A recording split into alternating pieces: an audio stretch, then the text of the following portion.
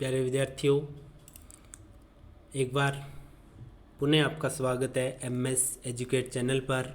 और आज हम गणित विषय का कक्षा 6 का जो अध्याय 2 है पूर्ण संख्या, उसके अंदर महत्वपूर्ण बिंदु कर रहे हैं कि पूर्ण संख्याओं के गुण जो संवृत्त है, क्रम विनियमितता है या सहचारिता है, इन गुणों का अध्ययन करेंगे जो कक्षा 6 में भी है। कक्षा 7 में हम पूर्णांक के साथ पढ़ेंगे इन्हीं तीनों गुणों का, और कक्षा 8 के अंदर परिमेय संख्याओं के अंदर संवृत्त, क्रम विनियमितता एवं सहचारिता गुणों का अध्ययन करते हैं। तो इसलिए आप इनको इसी कक्षा के अंदर ध्यान से यदि समझ लेते हैं तो आपको 7 और 8 कक्षा के अंदर आपको कोई भी दिक्कत नहीं आएगी। तो इसलिए आप इसको ध्यान से देखें। और अब हम शुरू कर रहे हैं सबसे पहले प्राकृत संख्या के लिए। प्राकृत संख्या के लिए पहला गुण संवृत्त। तो संवृत्त क्या होता है, पहले तो ये देखो, जब हम किसी भी दो संख्याएं लेते हैं, दोनों कौन सी होगी? प्राकृत संख्या।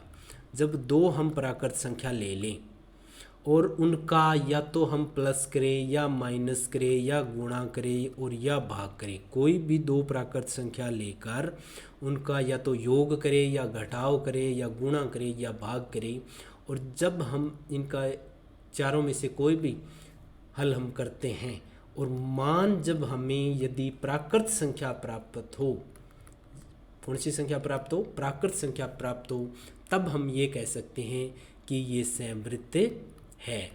और यदि प्राकृत संख्या नहीं प्राप्त होती तब हम ये कहेंगे कि ये संवृत्त नहीं है। ठीक है, तो सबसे पहले हम देखते हैं प्राकृत संख्या लेते हैं। एक छोटी संख्या ले लेते हैं और एक बड़ी संख्या। जैसे 5 हमने लिया, 5 के अंदर जब हम जोड़ करते हैं 2 का, और एक बड़ी संख्या के साथ जोड़ करके देख लेते हैं 7 का। इसी तरह हम देखेंगे कि 5 में से हमने 2 घटाया और 5 में से 7 घटाया। इसी तरह हम एक उदाहरण और लिख लेते हैं, 5 में से 2 का गुणा किया और 5 में से 7 का गुणा किया। फिर उसके बाद हम देखते हैं कि 5 में 2 का भाग लगाया और 5 में 7 का भाग लगाया। तो ये चारों संक्रिया, यानी एक छोटी संख्या के साथ हमने कर लिया 5 से, और एक बड़ी संख्या के साथ ये योग हो गया, ये घटाव हो गया, और ये गुणा हो गया, और ये हो गया भाग। तो ये चारों संक्रियाएं हम करके देखते हैं। तो देखते हैं हम मान क्या प्राप्त होता है। ये भी हमने प्राकृत संख्या ली, ये भी प्राकृत संख्या, दोनों प्राकृत संख्या ली हैं। तो प्राकृत संख्या लेने पर इसका मान 5 और 2 7, 5 + 7 = 12। अब ये देखो, ये जो योग करने पर जो 7 और 12 दोनों प्राप्त हुए हैं, अब आप बताओ ये दोनों प्राकृत संख्या है या नहीं है? तो आप देखते हो कि ये दोनों प्राकृत संख्या है। अगर प्राकृत संख्या है तो इसका मतलब क्या हुआ? ये संवृत्त है। संवृत्त है किसके अंतर्गत? योग के अंतर्गत। कौन? प्राकृत संख्या। प्राकृत संख्या योग के अंतर्गत संवृत्त है। अब हम दूसरा देखते हैं घटाव के साथ। तो 5 में से 2 गया, 3 बचा। 5 में से 7 गया, तो इसका जब हम हल करते हैं तो -2 प्राप्त होता है। यहाँ हम देखते हैं कि ये प्राकृत संख्या है, जबकि यहाँ हम देखते हैं कि पूर्णांक प्राप्त होता है, न कि प्राकृत संख्या। इसलिए ये दोनों प्राकृत संख्या प्राप्त नहीं हुई। इसलिए हम ये कह सकते हैं कि घटाव के अंतर्गत प्राकृत संख्याएं संवृत्त नहीं होती, संवृत्त नहीं है। अब तीसरा आगे चलते हैं। ये भी प्राकृत संख्या है, ये भी प्राकृत संख्या है। 5 दूनी 10, प्राकृत प्राकृत, 5 सत्ते 35। अब ये दोनों संख्याएं जब आप देखते हो तो ये भी क्या है? प्राकृत है, और 35 भी क्या है? प्राकृत है। दोनों प्राकृत प्राप्त हुई, इसलिए हम ये कह सकते हैं कि गुणा के अंतर्गत ये संवृत्त होती है, संवृत्त है। ठीक है। अब 5 भाग में 2 यानी 5/2, और इसका मान क्या प्राप्त हुआ? 5/2 का मतलब हुआ 2.5 यानी दशमलव में, या हम इसको सीधा ही लिख सकते हैं कि 5/2 प्राप्त हुआ, बटे वाली संख्या प्राप्त हुई। ये प्राकृत संख्या नहीं है, ये प्राकृत संख्या नहीं है। इसलिए हम ये कह सकते हैं कि भाग के अंतर्गत संवृत्त नहीं है, संवृत्त नहीं है। तो यहाँ हमने देखा है कि प्राकृत संख्या है जो उसका पहला गुण है संवृत्त, वो किस किस के अंतर्गत आता है? योग के अंतर्गत संवृत्त है, योग के अंतर्गत संवृत्त है, घटाव के अंतर्गत संवृत्त नहीं है, गुणन के अंतर्गत संवृत्त है और भाग के अंतर्गत संवृत्त नहीं है। अर्थात ये केवल योग व गुणन के अंतर्गत प्राकृत संख्या है वो संवृत्त होती है। ये आपको ध्यान रखना है। ये संवृत्त, तो कोई पूछे संवृत्त होता क्या है, तो ये आप सूत्र ध्यान रख सकते हो कि जब दो प्राकृत संख्याएं लें और उनका आपस में कोई भी संक्रिया कराएं, जैसे मतलब प्लस करें या माइनस करें या गुणा करें या भाग करें, तो यदि मान वही संख्या प्राप्त होती है, वही का मतलब होता है प्राकृत संख्या ही यदि हमें प्राप्त होती है, तो हम कह सकते हैं कि वो आपस में एक दूसरे के संवृत्त है। ठीक है। दूसरा गुण क्या है? क्रम विनिमयता। क्रम विनिमयता का मतलब है कि जब हम प्राकृत संख्या लें, दो प्राकृत संख्या लेते हैं, जैसे मान लो a और दूसरी प्राकृत संख्या ले ले b, a और b दो प्राकृत संख्या ले लें, जब हम इसका योग करें या माइनस करें या गुणा करें या भाग करें, ये दोनों हमने एक क्रम में ले ली। दूसरा, यदि हम इनका मान आपस में क्रम बदल दें, जैसे मान लो b में b के साथ योग करें, माइनस करें, गुणा करें और भाग करें, किसका? a का, यानी पहले हम a का b के साथ करते हैं और फिर इसका क्रम बदल देते हैं, यानी b का a के साथ मान कर हल करते हैं, और वो भी क्या? जोड़ भी करके देखेंगे, माइनस भी, गुणा भी और भाग भी।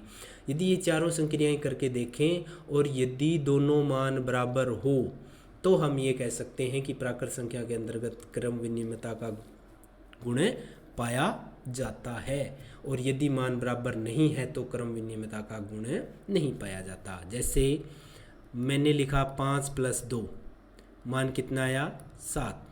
अब मैं इसका 2 + 5 यानी क्रम बदल दिया, क्रम विनिमय कर दिया, तो 2 + 5 भी कितना होता है? 7। तो दोनों मान बराबर है, इसलिए ये क्रम विनिमयता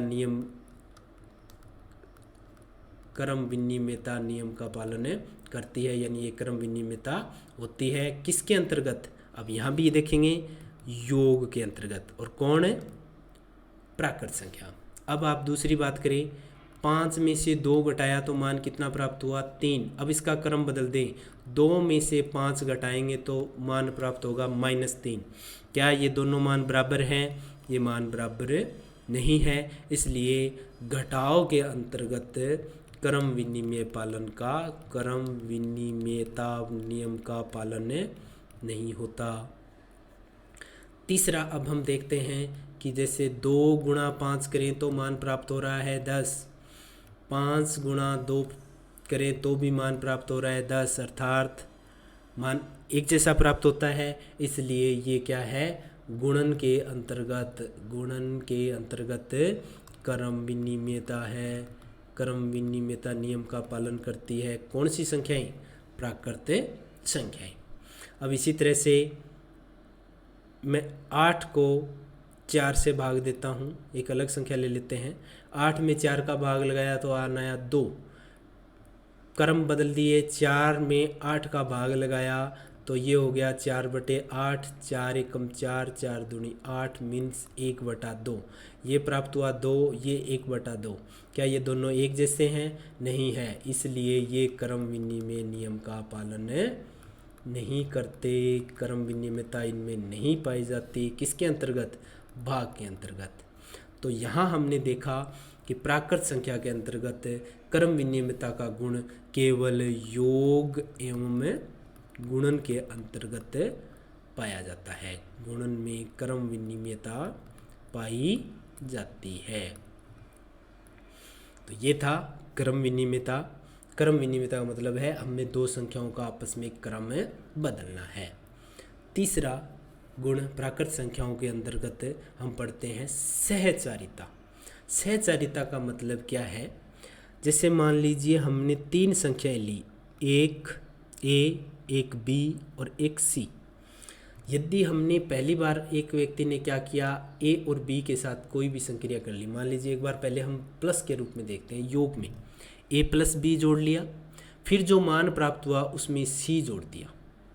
दूसरे ने क्या किया, यही संख्या थी ए बी और सी, उसने पहले क्या किया, बी प्लस सी को जोड़ा और जो मान प्राप्त हुआ उसमें ए को जोड़ दिया।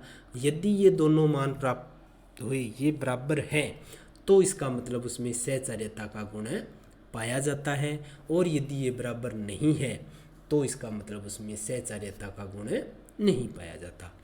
तो ये हम देखेंगे पहले प्लस के अंतर्गत, फिर माइनस में, फिर गुणा में और फिर भाग में। इसी तरह ये भी माइनस, गुणा और भाग दोनों निशान एक जैसे लेंगे। यहाँ भी माइनस, गुणा और भाग, माइनस, गुणा और भाग। तो देखते हैं पहले, जैसे मान लीजिए मैंने संख्या ले ली 4 + 2, ये मैंने ब्रैकेट लगाया क्योंकि हम यहाँ सरलीकरण में पढ़ेंगे कि 4 + 2 ब्रैकेट के अंदर है, और फिर हमने इसमें 5 और जोड़ दिया तो हमें क्या मान प्राप्त हुआ। तो पहले सबसे पहले हमें, आपको पता ही है ब्रैकेट हल होता है, तो 4 + 2 कितना हो गया 6, और 6 + 5 यानी 11। अब इस ब्रैकेट को मैं क्या करता हूँ, 4 + 2 + 5 यानी 2 और 5 के ऊपर दो लास्ट वाली संख्याओं के बाहर ब्रैकेट लगा देते हैं। तो पहले ब्रैकेट हल होगा तो 5 और 2 7, और फिर हम इसमें 4 जोड़ेंगे तो मान कितना प्राप्त हो रहा है 11।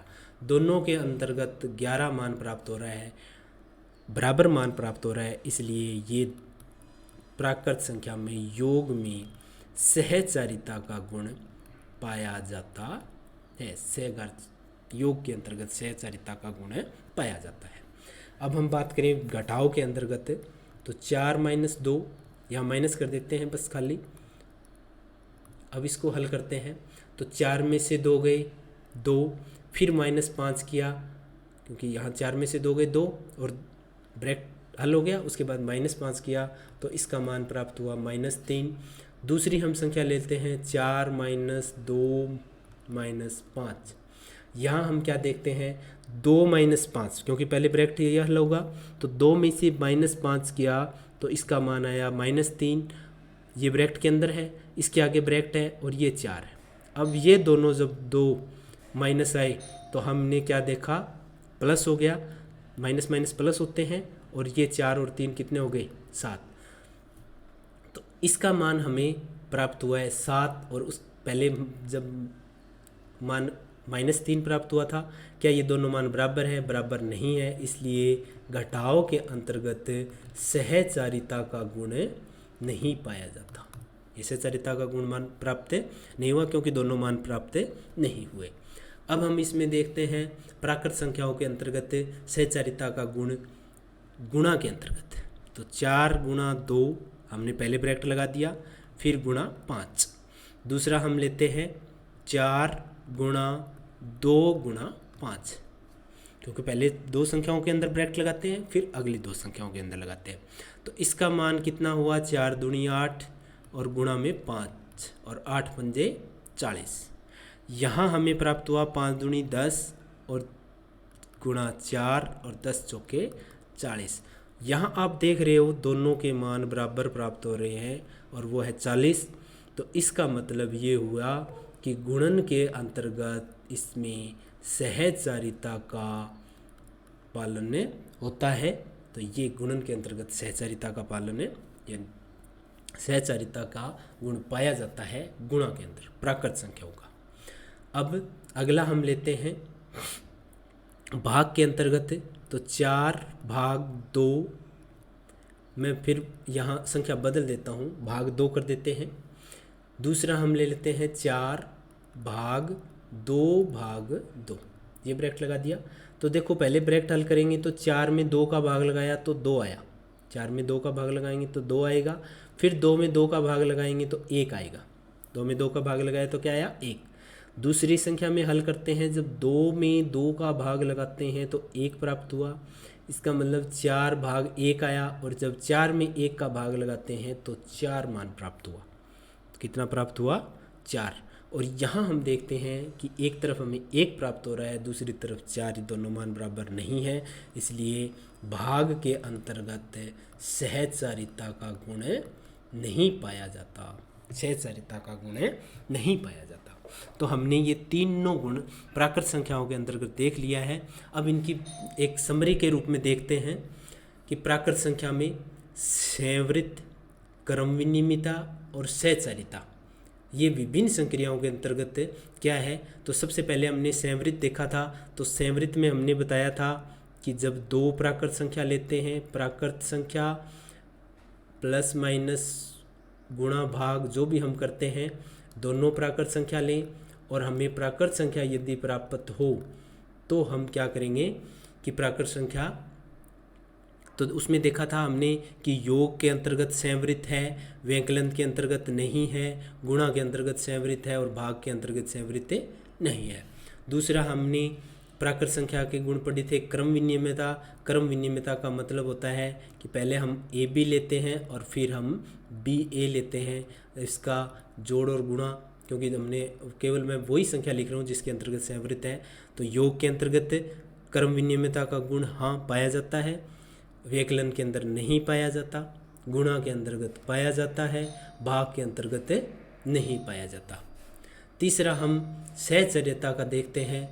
तो सहचर्यता में क्या होता है, प्राकृत संख्या योग के अंतर्गत सहचर्यता का गुण पाया जाता है। सहचर्यता थी अपने पास ए बी और सी।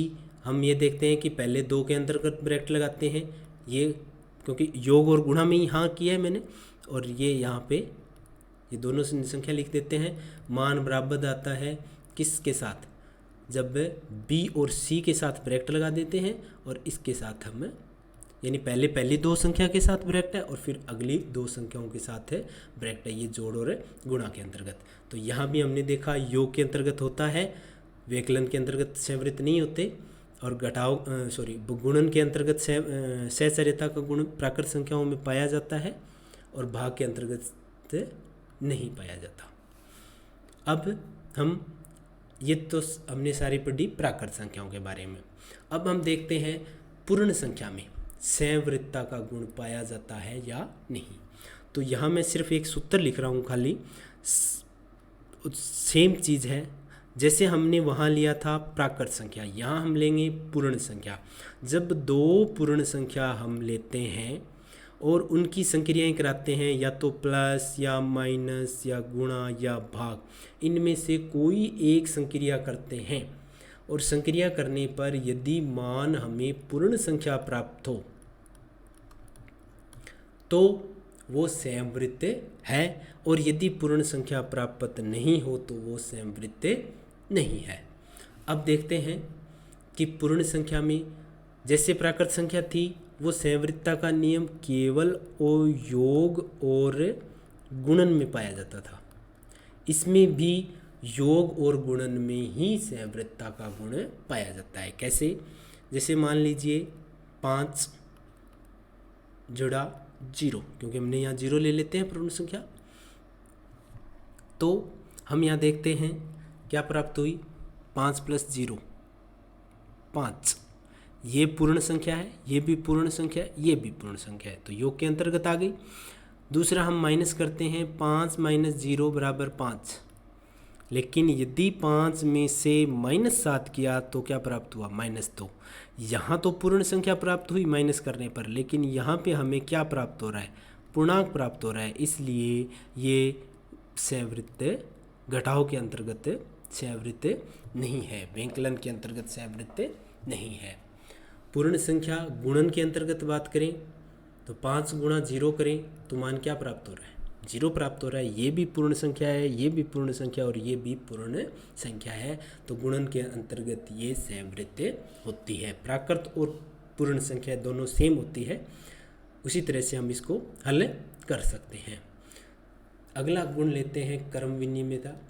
क्रम विनियमिता में आपने आपको पहले भी प्राकृत संख्या में बताया है, दोबारा से हम केवल सूत्र लिख रहे हैं। पूर्ण संख्या, यहाँ पे हम कोई पूर्ण संख्या लेते हैं, पूर्ण संख्या लेते हैं a, दो संख्या लेते हैं पूर्ण a और b, तो a + b, या माइनस करें या गुणा करें या भाग करें, और इनका मान हमें प्राप्त हो जब हम इनका क्रम बदल दें, b प्लस ए करे या बी माइनस ए करे या बी गुणा ए करे या बी भाग ए करे। तो यदि ये मान बराबर प्राप्त होते हैं तो उनमें क्रम विनिमयता का नियम लागू होता है। तो यह भी प्राकृत संख्या की तरह पूर्ण संख्याओं में भी योग एवं गुणन के अंतर्गत क्रम विनिमयता नियम का पालन करती है। घटाव एवं भाग के अंतर क्रम विनिमयता का गुण नहीं पाया जाता। तो हमने पूरी डिटेल प्राकृत संख्या में पढ़ ली है, तो वो सेम ही है पूर्ण संख्या में। नेक्स्ट हम चलते हैं सहचारिता। ये हम किस में देख रहे हैं? पूर्ण संख्या में। तो सहचारिता क्या है? जब हमारे पास तीन संख्या हो, वो भी तीनों कौन सी हो? पूर्ण संख्या हो। कौन सी? ए, बी और सी। जब हम देखते हैं कि ए और बी इनका प्लस करें, माइनस करें, गुणा करें या भाग करें, पहले हम इनको ब्रैकेट लगा लेते हैं, पहली दो को। फिर जो मान प्राप्त होता है उसका चाहे प्लस करें या माइनस करें या गुणा करें या भाग करें, किसके साथ? सी के साथ। तो जो मान प्राप्त होता है वो दूसरा क्या हम लेते हैं? पहले हम ए, पहले ब्रैकेट हम किसके लगाएंगे? बी प्लस करें, माइनस करें, गुणा करें या भाग करें, किसके साथ? सी के साथ। हमने इसके बी और सी को पहले हल करें क्योंकि ब्रैकेट हल करते हैं। फिर उसके बाद जो मान प्राप्त होता है उसको ए के साथ प्लस माइनस गुणा और भाग करते हैं। यदि इन दोनों का मान प्राप्त समान होता है तो ये सहचारिता का गुण पालन, नियम का पालन करते हैं, वरना नहीं करते। तो हम ये देखते हैं, जैसे प्राकृत संख्या में हमने देखा था ये केवल योग एवं गुणन के अंतर्गत इस नियम का पालन करते हैं, वही पूर्ण संख्याओं के अंतर्गत आता है। केवल ये योग और गुणन के अंतर्गत है, वो इन नियमों का पालन करते हैं। तो अब हम इसको एक साथ देखते हैं कि पूर्ण संख्याओं के अंतर्गत सहवृत्त, क्रम विनिमयता, सहचारिता का गुण पाया जाता है या नहीं। तो आप देखोगे कि योग के अंतर्गत तीनों गुण पाए जाते हैं। ये देखो, योग के अंतर्गत हाँ हाँ हाँ, किसका? सहवृत्त भी है, क्रम विनिमयता भी है और सहचारिता भी है। व्यकलन के अंदर तीनों के अंदर नहीं पाया जाता, तीनों गुण नहीं पाए जाते। गुणन के अंतर्गत तीनों गुण पाए जाते हैं, भाग के अंतर्गत ये तीनों नहीं पाए जाते। तो ये प्राकृत संख्या और पूर्ण संख्या के लिए सेम है, सहवृत्त, क्रम विनिमय और सहचारिता का गुण। तो ये था टॉपिक। धन्यवाद।